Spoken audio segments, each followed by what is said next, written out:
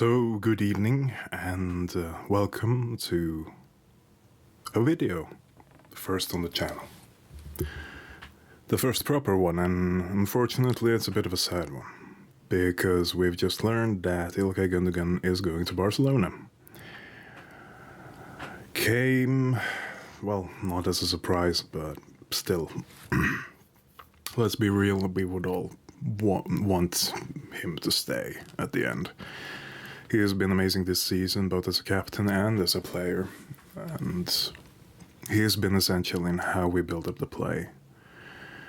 But he completed his career at Man City by winning a Champions League and also winning a treble. So, in that regard, I can understand it. I can understand wanting to see something new, experience a new culture of football, new stadium, new fans, the whole lot.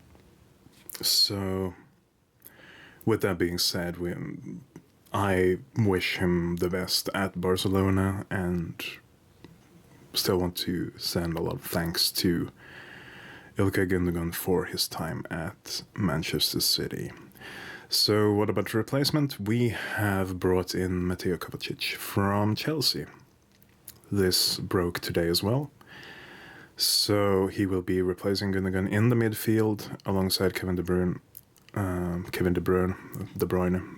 however you want to pronounce it. I'm not sure. I'm not Belgian.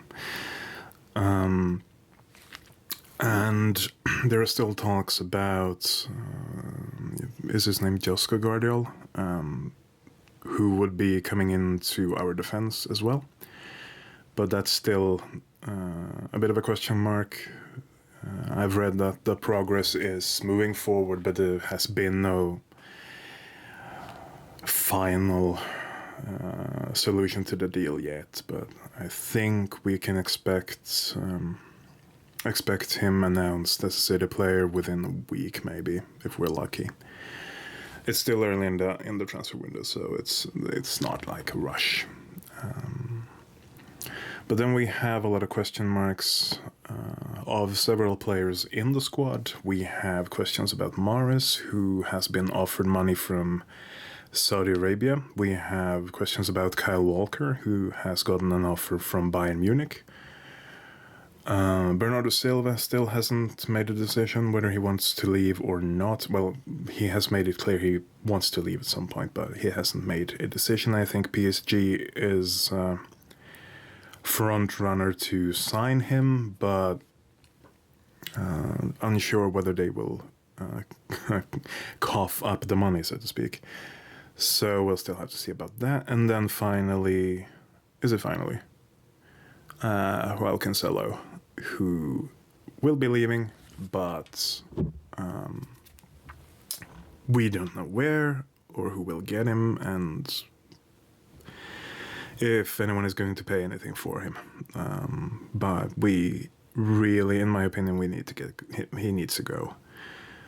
Whatever happened in January seemed to be serious enough that we don't want that kind of mentality at the club. He has been great over the years, but if being on the bench, rotating, and not getting as much game time as before is a problem, then I'm sorry, but getting up in the manager's face and complaining and bringing down the spirit in the dressing room and whatnot. So nah. If that's how you want to do it, then you're better off going somewhere where you will be ensured that you get the play time you want. And yeah, so I really hope we can get a solution to that pretty quickly. So that's basically City. Again, Kyle Walker. His pace will be very difficult to replace on the right side, so I'm very unsure how we're going to do that. Ruben Diaz and Guardiol, if we get him, will probably be starters, and then the third centre back will be rotating, and then ahead of them we have Rodri and John Stones, probably similar to the lineup we've been playing during the spring and the second half of the season. So and we can play Foden where Mars plays, so that's not something we really need to replace this season. That can still be manageable. It also depends on Bernardo if he leaves. If he leaves, it will be difficult because we need someone to rotate on that flank. But, you know,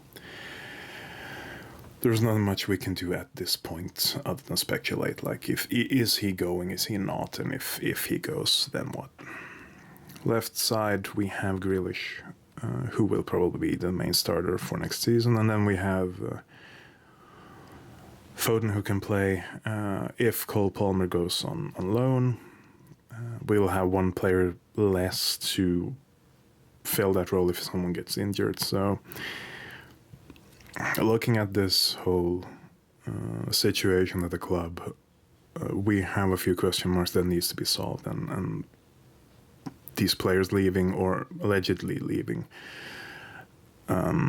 The quicker we know if they're going, the better, because then we can scout ahead and figure out who will be suitable replacements for each and every position where we are getting weaker with them leaving. So, yeah, there is a lot of things changing, a lot of not legends, but a lot of essential players leaving. So, yeah, we'll have to see. And then another news that broke today was, or for me it broke today, and that was Kai Havertz going to Arsenal. I don't know what they were thinking, because in my eyes, he's not the player they should be focusing on getting, and also paying 60 plus mil. I think it was 68. It's ridiculous. There is no foundation for that price tag, and I don't see him as the kind of player that Arsenal should have put effort into. I think they should have looked elsewhere. Because if they want to be competitive, they'll have to sign the best, and I don't see Kai Havertz being the best or near the best in any of the positions that they probably will play him in. Because I don't see any other top side in the Premier League who would want to buy him. And that's probably the biggest question mark for me, is like, Newcastle wouldn't get him. Tottenham at this point, maybe. But still, I doubt it. And then Liverpool, nope. They probably would want Mason Mount instead. And then United would not go for him. They are also strongly connected to Mason Mount. So no one in the top